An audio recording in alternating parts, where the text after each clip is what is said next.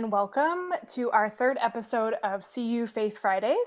Today we have with us Christopher Peltyszyn. Did I get that right? Yes, you got it right. Okay, good. Christopher Peltyszyn, who's a sophomore at Caldwell. He's here with us on this episode to talk a little bit about his faith journey. So thanks for joining us, Christopher. Thank you for having me. Glad to be here. Great, awesome. So, as we kind of talked about, I'd love to talk to you about your faith journey. But before we get into that, what are some things we should know about you?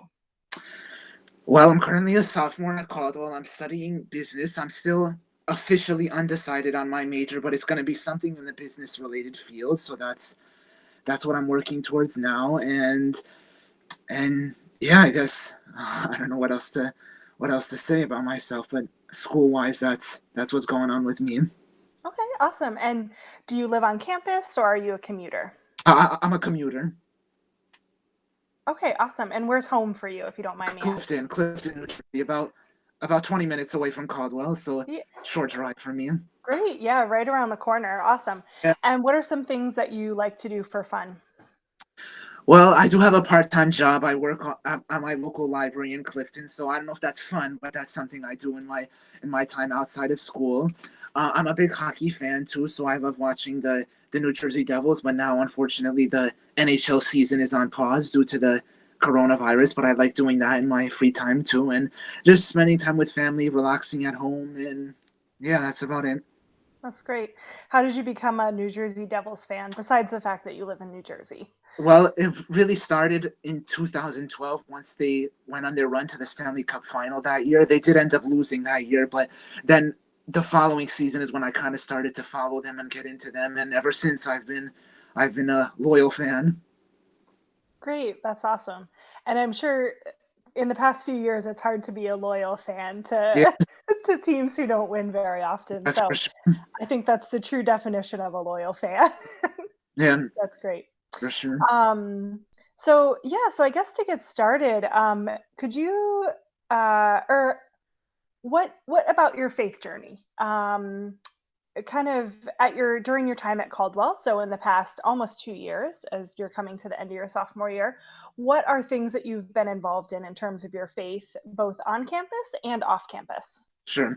So I've been a regular participant in the weekly campus ministry community gathering with you and the other campus ministry students. So I've been a participant in those. We have various discussions about various things and just have time to talk and share our thoughts. So that's been great. I've been a participant in Caldwell Day both years so far that I've been at Caldwell. The first year I was part of campus cleanup, so I went around the campus cleaning up a little bit, and then the second year I went to the community food bank, so I was there helping sort out food to for people in need. So that was a great experience. And in addition to that, also I went to the food bank a second time actually during my freshman year with the health professions club. They set up a trip to the food bank, so was there actually a second time as well. Um, I did a service Saturday also where we went to I forget the name of the church. I think it was St. Peter's in Essex Fells, where we helped to sort out clothes and other things that they sell for their thrift shop, where the proceeds go to people in need. So that was also a great experience. And outside of school, I've been a volunteer at a monthly soup kitchen in my town in Clifton at a local church where we serve meals to those in need. Whoever needs it can come in, no questions asked. And also, I've been helping out at my church as well at my weekly Divine Liturgies weekly services there as well. So I would say I've been pretty active overall. Yeah, definitely. I would call that being very active. That's great. And it definitely sounds like there's a big focus on service for you in terms of your faith. How do you or where do you seem to find God in that, in those moments of service? I guess just kind of it gives me the satisfaction of doing good for others and kind of just referring back to the scripture verse in my head, whatever you do for others, you did for me. So I think that's kind of meaningful to me that I know whatever I'm doing for other people. I know I'm doing for God. So I would say that's what kind of gives me comfort and that's what drives me in continuing to do service for other people. That's awesome. And I know you started to talk a little bit about your involvement in your home parish community. Can you talk a little bit more about your home parish community? I know from our previous conversations that you are Ukrainian Catholic versus Roman Catholic, which is probably what most people think of when they think of Catholicism in the United States. What are some of the differences between Ukrainian Catholics and Roman Catholics? So there's a couple of differences. The core beliefs are basically the same. We're still under the Pope. We still follow the Pope, so we're united with Rome in that way. But I would say that the main differences are like the ways we go about doing things. So like for example, in the Roman Catholic tradition, there's usually statues in churches. We don't really have statues. We have more of a focus on icons. So that's just a slight difference there. The sign of the cross, for example, is a different. We do it a little differently. We use three fingers and we go Father, Son, right to left, Holy Spirit instead of left to right. So that's a slight difference too that we do. Our priests are allowed to be married also. That's another difference between our rites. So just some subtle differences. Like I said, the core beliefs are the same, but just the ways we go about doing things, like those three examples I gave, those are some of the differences. That's interesting. I don't think I ever knew some of those differences, Yeah. so I learned something. That's awesome. And what type of what's kind of the community that you find with your home parish and your faith? What's that community like and been like for you? I would say it's a pretty tight knit community, especially for Ukrainians. Kind of like everybody knows everybody else. So I would say it's a pretty tight knit community. Everybody knows everybody. But we get along pretty well. We care for each other. When somebody dies in the parish, everybody knows. Everybody's concerned. Everybody knows the family. So we're all very very close, very very joined together, I would say. That's great. And so during this pandemic, during COVID-19, what have some of the changes for you in terms of practicing faith, as well as bonding with your faith community? Well, I guess the biggest thing would be, of course, not being able to attend liturgy starting during Lent and the other services we had during Lent. So I had to transition to online services through Facebook Live. So that's been a different experience, but good, I guess, because then it still keeps me kind of connected to the church in some way, and I know other parishioners are watching too, which is always a good thing, which is nice. So I think that's been it's been a challenge, but it's been good to still stay connected in that way. Why has that been important to you to stay connected? Well, because it's important to me. I want to stay connected to the church and to still feel like I'm there, I'm present. So that's been, I guess, it's always been important to me. So I just feel like I want to keep that going even now during this difficult time. That's great.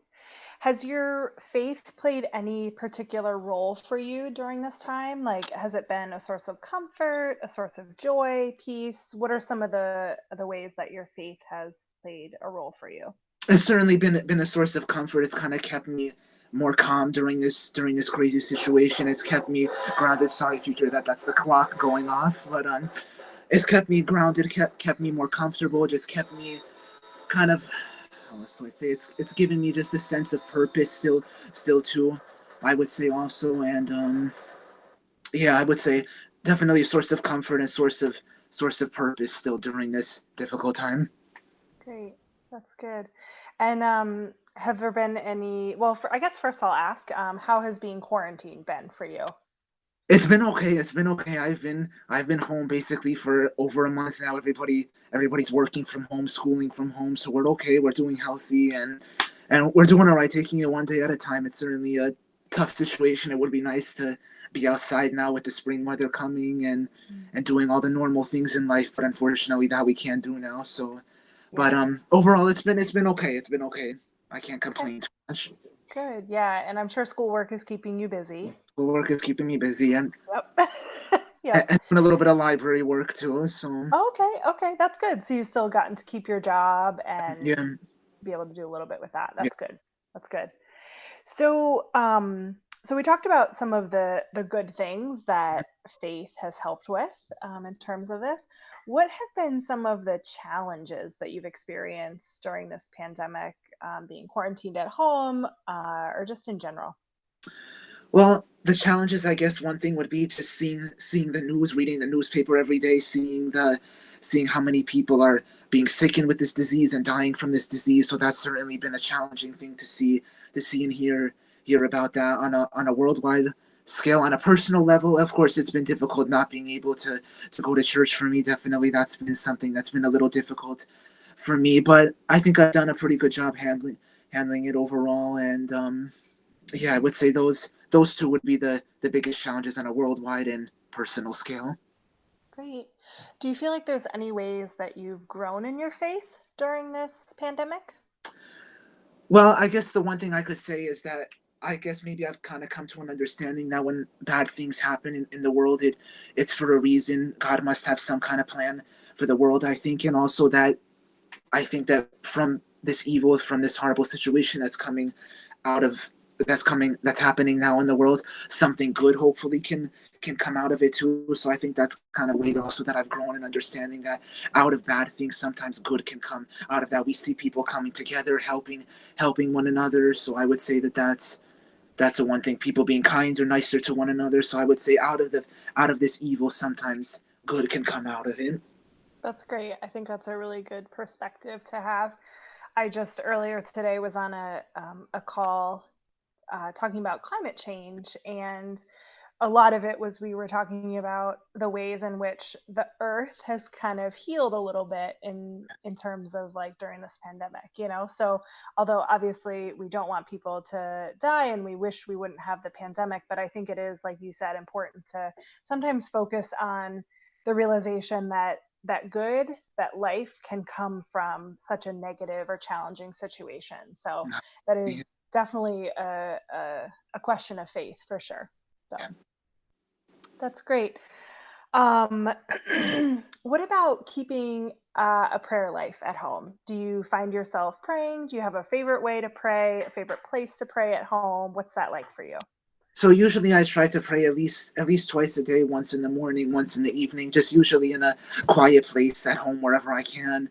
And also I've also tried to attend daily liturgies now too, also through Facebook Live. I've been trying to do that a little bit more now recently since I've been home. So yeah, I would say that rosary is also mixed in here and there as well. So I would say that's how I've been kind of keeping up with my prayer life during this challenging time. Awesome.